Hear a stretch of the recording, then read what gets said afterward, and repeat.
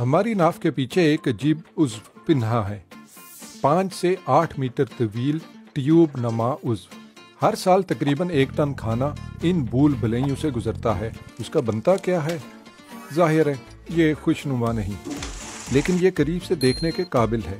بڑی آنت ایک بہت ہی انفرادی عضو ہے اور ہماری شخصیت کی عکاسی کرتی ہے۔ کچھ لوگ آنت کو دوسرا دماغ بھی کہتے ہیں، لیکن کیوں؟ آنتوں کی دیوار 100 ملین اعصابی خلیات کے نیٹ ورک سے بھری ہوئی ہے۔ یہ اب بھی دماغ کے مقابلے میں بہت کم ہے، لیکن یہ آنتوں کا اعصابی نظام آنتوں کو ہر اس چیز کو کنٹرول کرنے کی اجازت دیتا ہے جس کا تعلق بڑے پیمانے پر ہاضمے سے ہے۔ ان میں کیموز کی نقل و حرکت، آنتوں کی دیواروں کے ذریعے غذائی اجزاء کا جذب اور ہاضمے کے انزائمز کا اخراج شامل ہے۔ اس کے باوجود دوسرے اور پہلے دماغ کے مابین براہ راست تبادلہ ہوتا ہے، مثال کے طور پر ویگس نرو کے ذریعے یا خون کے بہاؤ میں میسنجر مادوں کے ذریعے۔ یوں آنت دماغ کو بتاتی ہے کہ اسے دوبارہ کب بھرنا ہے اور دماغ ہاضمے کے عمل کو تیز یا روک سکتا ہے، لیکن کچھ جرثومے بھی اپنا حصہ ڈالتے ہیں۔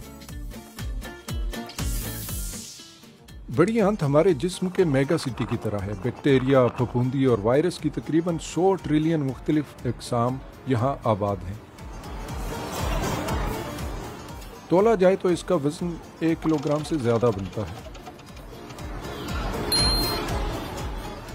اس کی تشکیل رحم مادر میں شروع ہوتی ہے، لیکن خاص طور پر پیدائش کے دوران جرثومے بچے کی آنتوں میں داخل ہوتے ہیں۔ پھر عمر کے ساتھ یہ مائکرو بائیوم متنوع ہوتا جاتا ہے اور ہمارے کھانے کے مطابق ڈھل جاتا ہے۔ آنت اور مائکرو بائیوم کے درمیان ایک ہم آہنگی ہے۔ آنتوں کے مدافعتی خلیات بے ضرر جرثوموں کو آزاد چھوڑ دیتے ہیں اور بدلے میں وہ ہاضمے میں مدد کرتے ہیں۔ وہ پیچیدہ کاربوہائیڈریٹس اور فائبر کو توڑتے ہیں جن سے بڑی آنت تنہا نہیں نمٹ سکتی، اور غذائی اجزاء کے ساتھ ساتھ بی اور کے وٹامن بھی پیدا کرتے ہیں۔ آنتوں کی طرح جرثومے بھی خاموش ہوتے ہیں، لیکن وہ مالیکیولز کو سگنل دے کر رابطہ کرتے ہیں۔ ان کے ذریعے وہ آنت اور دماغ سے رابطہ کرتے ہیں، مثال کے طور پر انہیں بتاتے ہیں کہ انہیں کس چیز کی ضرورت ہے۔ کچھ بیکٹیریا سیروٹونن کی ترکیب میں شامل ہوتے ہیں جس کا ہمارے موڈ اور نیند کے پیٹرن پر بہت زیادہ اثر پڑتا ہے۔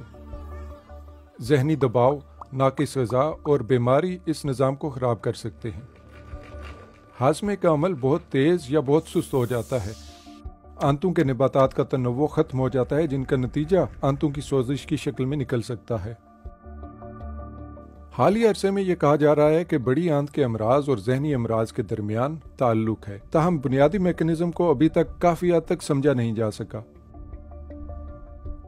لیکن جو بات یقینی ہے وہ یہ ہے کہ بڑی آنت اور دماغ کا تعلق بہت قریبی ہے۔ بڑی آنت ہمارے جذبات کی عکاسی کرتی ہے اور مثبت یا منفی تجربات کو یاد رکھتی ہے۔